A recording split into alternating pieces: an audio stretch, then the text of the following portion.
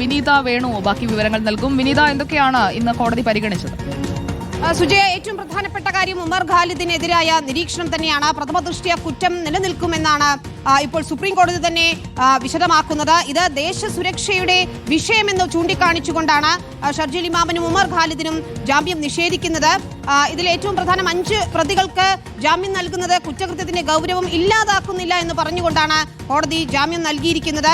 പക്ഷേ നമുക്കറിയാവുന്നതുപോലെ ഉമർ ഖാലിദിനെയും ഷർജിൽ ഇമാമിൻ ഉൾപ്പെടെയുള്ളവരുടെയും ജാമ്യത്തിനായി അല്ലെങ്കിൽ അവരുടെ മോചനത്തിനായി നിരവധി കോണുകളിൽ നിന്ന് ആവശ്യം ഉയരുന്നതിനിടയിൽ കൂടിയാണ് സുപ്രീം കോടതിയുടെ നിർണായകമായ വിധി പ്രസ്താവം വരുന്നത്.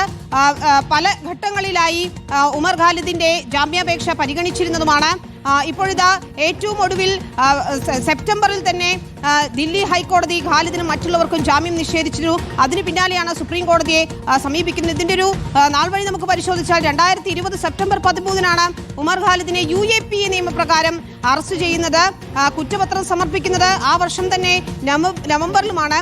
ദില്ലി ഹൈക്കോടതി ഉൾപ്പെടെ പലതവണ ഈ കേസ് കേട്ടതുമാണ് അല്ലെങ്കിൽ ജാമ്യാപേക്ഷ പരിഗണിച്ചതുമാണ്.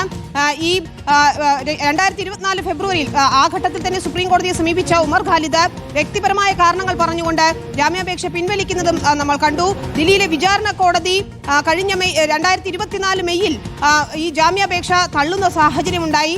പിന്നീടാണ് സുപ്രീം കോടതിയെ വീണ്ടും സമീപിക്കുന്നതും അതിലിപ്പോൾ നിർണായകമായ വിധി പ്രസ്താവം വരുന്നതും.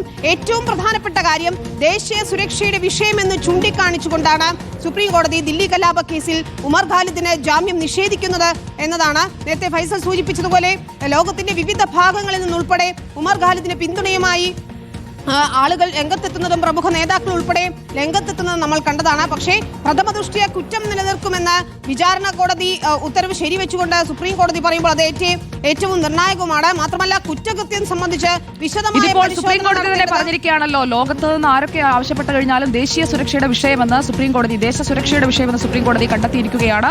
വിചാരണ കാലതാമസമില്ലാതെ പൂർത്തിയാക്കണം. ശക്തമായ തെളിവുകൾ ഉമർ ഖാലിദിനെതിരെ ഉണ്ട് എന്നല്ലേ കോടതി പറഞ്ഞിരിക്കുന്നത്? നോബൽ മാരിക്കാരൻ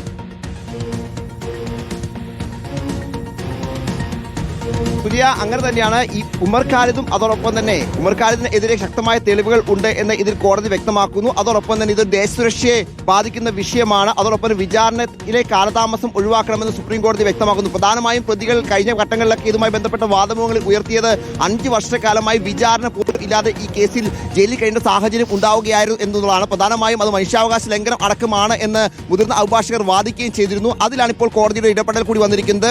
വിചാരണയിലെ കാലതാമസം ഒഴിവാക്കണമെന്നാണ് കോടതി പറയുന്നത്. ദേശസുരക്ഷയിലെ വിഷയമാണ്. അന്താരാഷ്ട്ര തലത്തിൽ നിന്ന് പോലും ഇതിൽ സമ്മർദ്ദങ്ങൾ ഉണ്ടായിരുന്നു. പക്ഷേ അതൊന്നും കാര്യമല്ല, ദേശസുരക്ഷയുടെ വിഷയമാണ്. ഒപ്പം വിചാരണ കാലതാമസം പൂർത്തിയാക്കണം. മറ്റൊരു പ്രധാനപ്പെട്ട കാര്യം എന്ന് പറയുന്നത് 5 പ്രതികൾക്ക് ജാമ്യം നൽകുന്നത് കുറ്റകൃത്യത്തിന്റെ ഗൗരവം ഇല്ലാതാക്കുന്നില്ലെന്ന് കോടതി പറയുന്നു. ജാമ്യം നൽകിയതുകൊണ്ട് ഈ കുറ്റകൃത്യത്തിന്റെ ഗൗരവം ഇല്ലാതാക്കുന്നില്ല, മറിച്ച് 5 വർഷക്കാലം ജയിലിൽ കിടന്ന സാഹചര്യം അടക്കം പരിഗണിച്ചുകൊണ്ട് മാത്രമാണ് ഇപ്പോൾ ഇങ്ങനൊരു തീരുമാനം എടുത്തിരിക്കുന്നത്.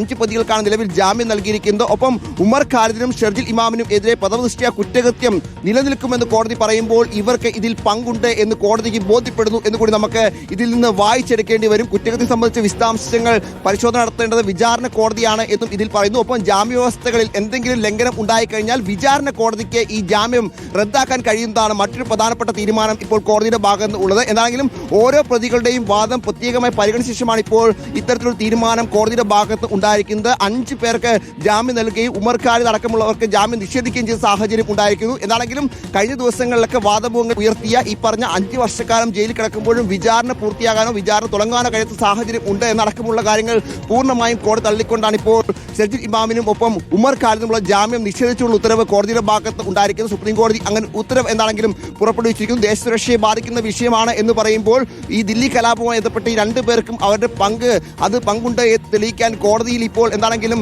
പ്രോസിക്യൂഷൻ കഴിഞ്ഞിരിക്കുന്നു, ദില്ലി പോലീസിന് കഴിഞ്ഞിരിക്കുന്നു എന്നുകൂടി വാദമാണ്. ആദ്യഘട്ടങ്ങളിൽ കപിൽ സിബലും ഒപ്പം ഈ മനു അഭിഷേക് സിംഗ് ഈ കേസ് വാദിച്ചപ്പോൾ വ്യക്തമാക്കിയത് ഗൂഢാലോചന അടക്കമുള്ള കാര്യങ്ങളെ ബന്ധിപ്പിക്കാൻ പോകുന്ന ഒന്നും ഗൂഢാലോചന നടത്തിയ ആളുകളുമായി ബന്ധിപ്പിക്കാൻ പോകുന്ന ഒന്നും കണ്ടെത്താൻ ദില്ലി പോലീസ് കഴിഞ്ഞില്ല എന്നുള്ളതായിരുന്നു. പക്ഷേ ആ വാദങ്ങളെ പൂർണ്ണമായും കോടതി ഇപ്പോൾ ഈ വിധി പറയുമ്പോൾ തള്ളിയിട്ടുണ്ടെന്നാണ് പ്രധാനപ്പെട്ട കാര്യം. ദേശസുരക്ഷയെ ബാധിക്കുന്ന വിഷയമാണെന്നും